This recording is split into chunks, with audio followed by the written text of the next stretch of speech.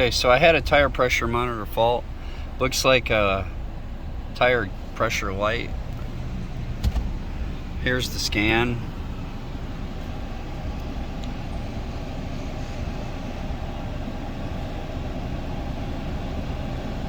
Alright, so the following systems have abnormal. Looks like satellite antenna and a module for that. Those are radio code, APIM, some kind of memory card.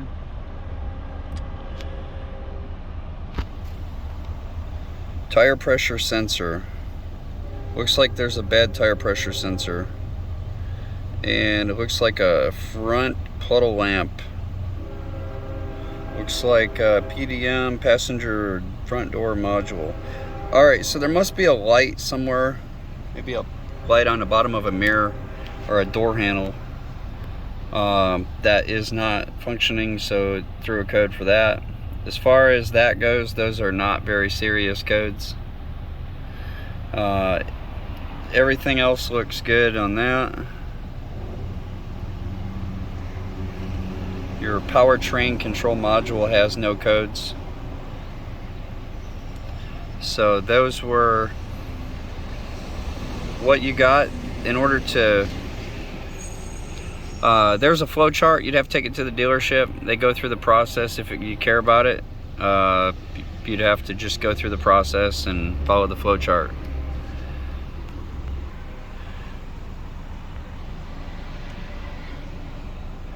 Alright, these are all the modules we scanned.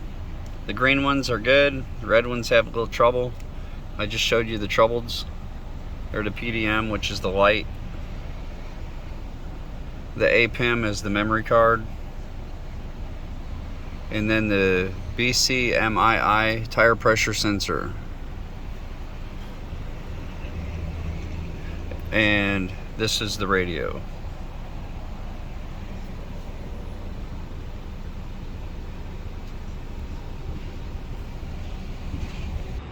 Alright, we just performed a battery test. Came back a good battery.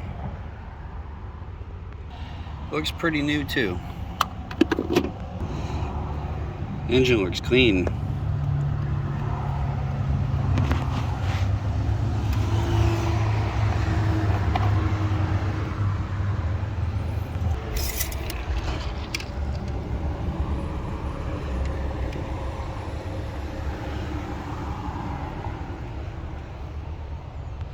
Alright, so the engine is low on oil. Looks like it's toward the bottom there.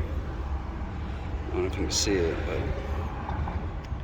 I am guessing at about a quart low right now. Maybe a quart and a half. Somewhere between. Okay, so oil life says it's at 66%, being about a quart low. I would say that it probably uses about a quart every probably 1,000 to 1,500 miles, if that was accurate. So if you change your oil every 3,000 miles, you probably got to add somewhere a quart in between, I would guess, roughly, maybe. There's an old oil sticker. I don't think that's accurate. It says 16,789 in 2022.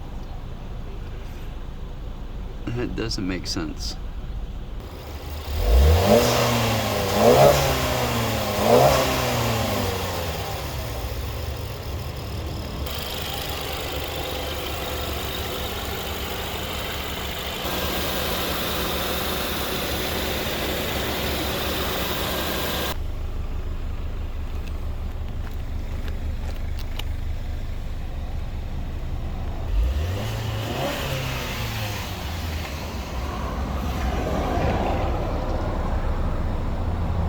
I don't see any smoke coming out of there.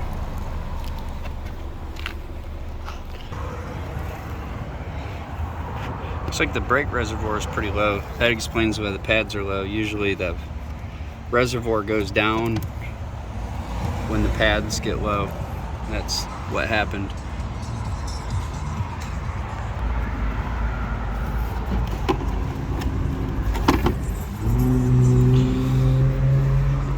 Air filter's still usable, but it should be changed.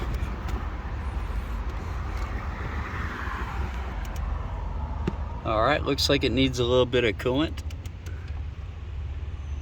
Alright, so this engine's been changed. You see that thing right there? It's called a heat tab.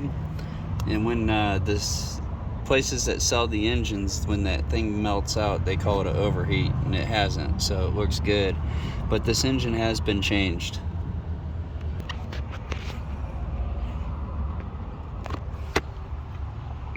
Probably could use a little AC cap there. Looks like this one, but it's a different size for that line. It prevents debris and stuff getting in the Schrader valve.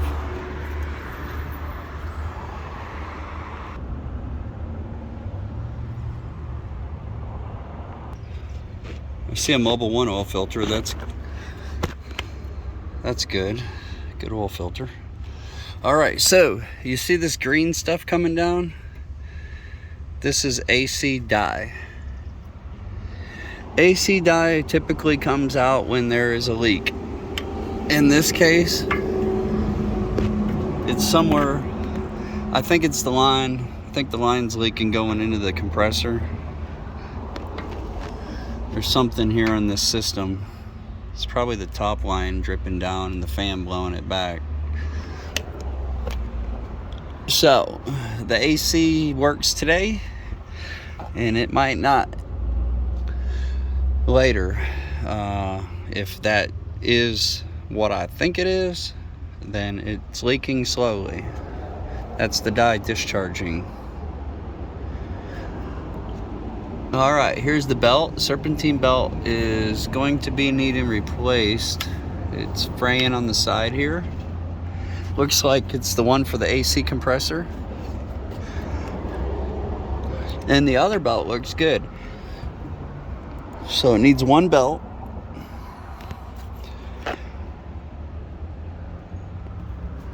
Alright. Right front CV axle sling and grease. And there's all kinds of oil coming down here. And the oil looks like it's coming from the timing cover. The engine has an oil leak.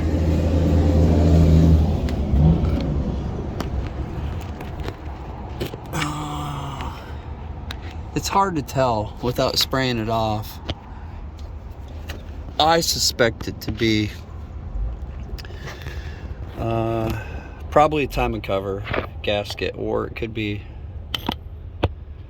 this oil cooler line right there, the one that has the drip on it.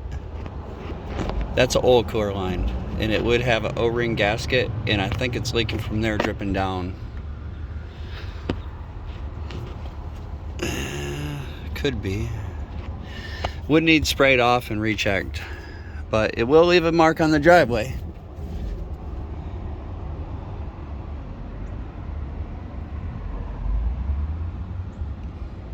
I don't know if you can see all that. It's a pretty good oil leak. That explains why the oil's low.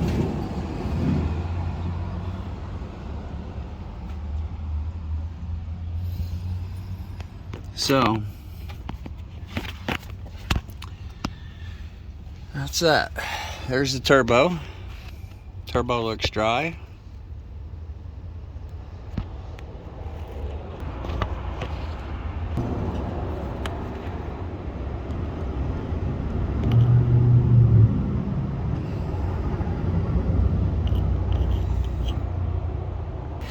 There's the left axle. Left axle looks okay.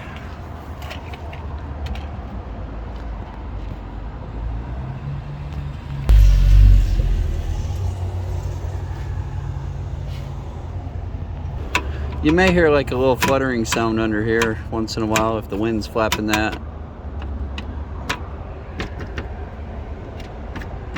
Looks like it might need a clip or something. Maybe a zip tie at least.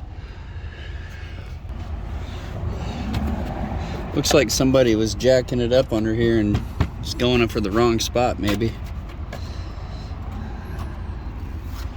Supposed to jack it on this lip right here across on this edge.